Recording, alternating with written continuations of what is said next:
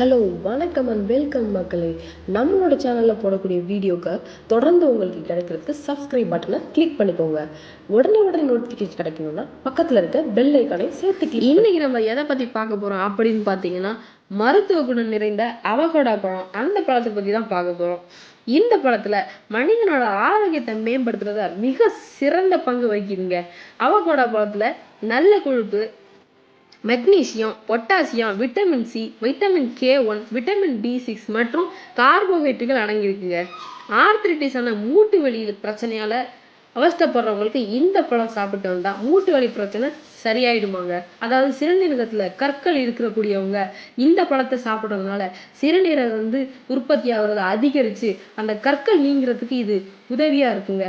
உடலோட சர்க்கரை அளவை கட்டுப்படுத்த இது உதவியா இருக்குங்க. செரிமான பிரச்சனையால அவஸ்தைப்படுறவங்களுக்கு இந்த பழத்தை தொடர்ந்து சாப்பிட்டு வந்தா செரிமான பிரச்சனை எல்லாம் முற்றிலும் குணமாகுதாங்க.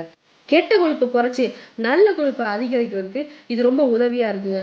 இதுல பொட்டாசிய சத்துக்கள் அதிகம் இருப்பதனால இரத்த அழுத்த பிரச்சனைலாம் அவதிப்படுறவங்களுக்கு இது மிக சிறந்த மருத்துவம் கொண்ட பழமாகுங்க.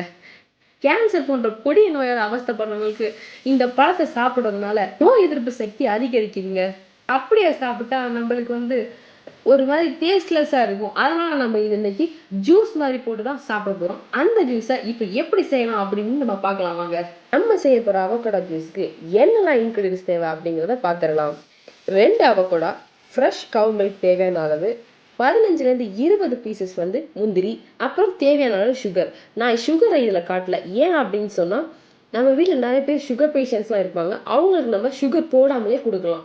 அதனால நான் சுகர் அதெல்லாம் மென்ஷன் பண்ணல. வாங்க இப்போ ஜூஸ் எப்படி செய்யணுங்கிறத பார்க்கலாம். இதே குழந்தைங்களுக்கு கொடுக்கறதுனால நம்ம சர்க்கரை சேர்த்து கொடுக்கலாம். ஒரு ஐஸ் கியூப் ட்ரேல நம்ம கிட்ட இருக்கக்கூடிய கவு மில்கை ஃபில் பண்ணணுங்க. இதை அப்படியே நம்ம ஃப்ரீசரில் வச்சிடணுங்க.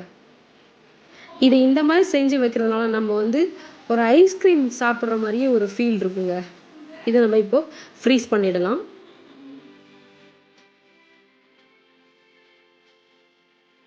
அப்புறம் அவகோடாவை கட் பண்ணி நம்ம ஒரு பவுல் எடுத்து வச்சுக்கலாங்க. ஒரு பவுல் நம்ம மில்க் எடுத்துக்கலாம். இன்னொரு பவுலில் ஃப்ரீஸ் பண்ண கவ் மில்க்கு ஐஸ் கியூபாக எடுத்து வச்சுக்கலாங்க. எல்லாத்தையுமே நம்ம என்ன செய்ய போகிறோம்னா மிக்சியில் ஆட் பண்ண போகிறோம்.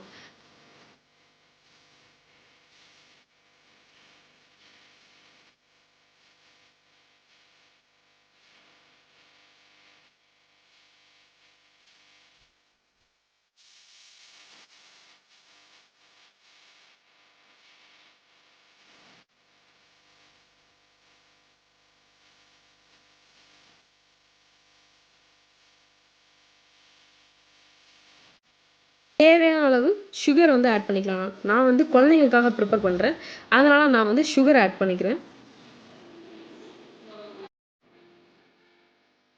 இப்போ நம்ம இதை ஃபைன் பேஸ்ட்டாக அரைச்சிக்கலாங்க.